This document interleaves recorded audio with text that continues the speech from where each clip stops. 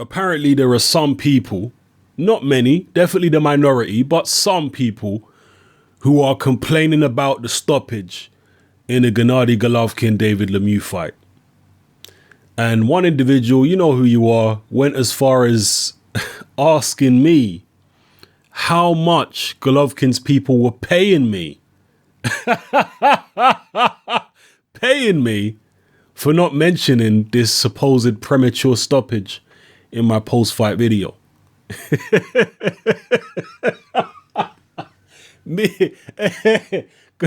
Golovkin is signed to K2 Promotions. That is the Klitschko promotional company. And here we have me, the sternest critic of Vladimir Klitschko in the YouTube boxing community. And you're suggesting that I am someone that Klitschko's company would pay?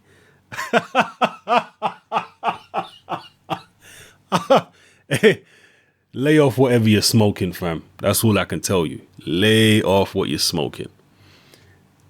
The LEMIEUX-Golovkin stoppage. I don't have no problem with the stoppage. And I tell you why. Because Lemieux hadn't won a round. He'd been dropped. The skill gap was absolutely enormous. Golovkin was beginning to hit him virtually at will. And David Lemieux has been stopped before. We saw him fall apart against Marco Antonio Rubio. This wasn't like when George Groves was stopped prematurely against Carl Froch. In the Carl Froch-George Groves first fight, Groves was winning the fight.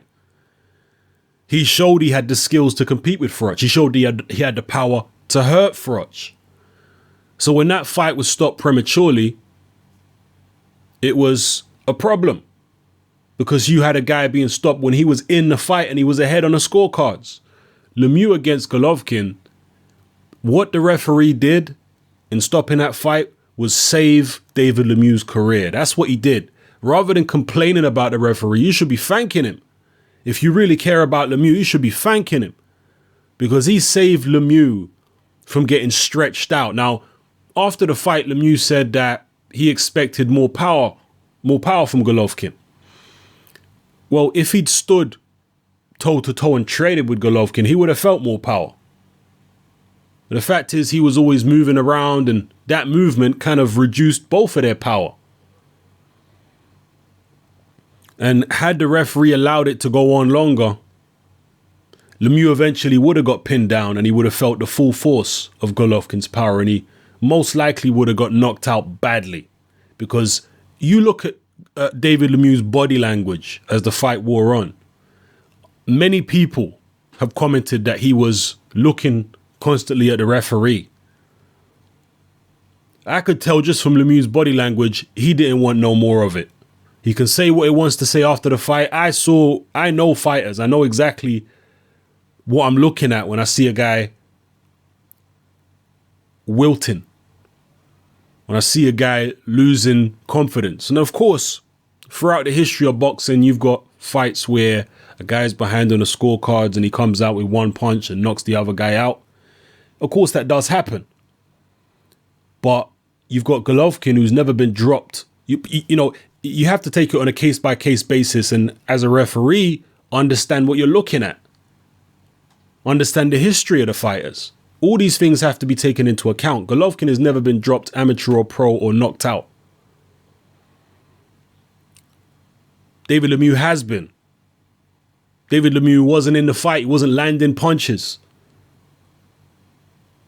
The skill gap was enormous. He was starting to take more and more shots as the fight wore on. His body language was looking like a defeated man. If the referee had let it go on and let Lemieux get knocked out conclusively, all right, that's great for the fans. But did we need to see it? The 8 rounds or 7.5 rounds that we saw left us in no doubt about who the better man was. This wasn't like even the Miguel Cotto Antonio Margarito rematch, because in the Cotto Margarito rematch, we knew what happened in the first fight. Margarito was behind, but he stopped Cotto late, even though he was behind on points. In the rematch, Similar situation. Margarito was behind on points, but he still looked strong. He was coming forward. He didn't respect Miguel Cotto's power. From a body language point of view, Margarito wasn't out of that Miguel Cotto rematch at all. He was fully in it. He had no respect for what Cotto was doing, and he was coming forward. He wasn't getting hurt at all. He hadn't been dropped, nothing. Yeah, he had a swollen eye, but he was still going for it with two good hands. And Miguel Cotto's face was getting marked up. I'm not saying Margarito would have stopped him again, because I believe it was already the 10th round. But the point being, there's more validity to the argument that Margarito should have been allowed to continue in the Cotto rematch than there is for Lemieux being allowed to continue in the Golovkin fight. Because Lemieux's body language was negative. He was looking less and less confident by the second. It had already been dropped. He hadn't put a dent in Golovkin. Golovkin was dominating him technically, physically, everything. And had he been knocked out conclusively, that might have ruined that young man's career. Going out the way he did, being stopped on his feet, it at least allows him to come back without getting stretched out on the canvas. Psychologically, it should be easier for him to recover from that. So, yeah, I didn't have a problem with the stoppage. A lot of people want blood, and this is a blood sport, so it's understandable. But just looking at it objectively and taking it on a case-by-case basis, I really can't argue with the referee's decision. I can't. Lemieux wasn't in the fight. It was a one-sided fight. It wasn't competitive. Golovkin's never been knocked out, amateur or pro.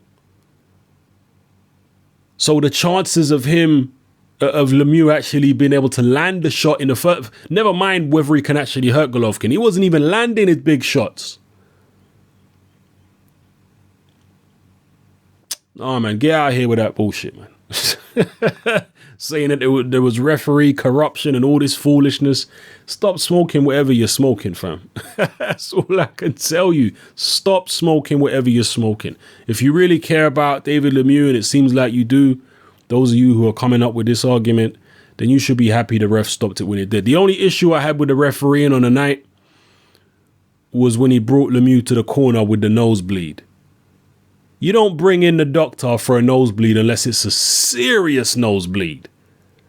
Unless it's bleeding like a tap, then you might bring the doctor. But Lemieux's nosebleed was fairly standard for a boxing match. It wasn't anything really bad. And the reason why I have a problem with it is because from a psychological point of view, if you're bringing the fighter to the doctor for something as minor as a nosebleed, it can make the fighter think that he's getting beaten worse than he actually is. And it can actually take confidence away from that fighter.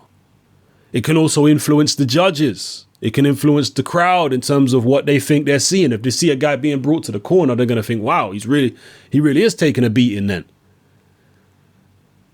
So I did have a problem with him bringing Lemieux to the corner for only a nosebleed. That was a bit off. But as far as the stoppage, yeah, he didn't let Lemieux get stretched out. But as a boxing fan, as a neutral, I didn't care who won the fight. I don't care if Golovkin won it or Lemieux won it. I couldn't give a damn. So as a neutral boxing fan, I'd seen all I needed to see. It was clear who the better man was. And that's that. So that's my view on it. Nothing wrong with the stoppage. Lemieux can live to fight another day. The referee saved his career. That's what he did. You should be thanking him if you actually care about Lemieux. You know, he wasn't in the fight. He showed no signs of being able to get in the fight. He was totally outclassed and outgunned and overmatched. So it is what it is. It's hot, man. I'm out.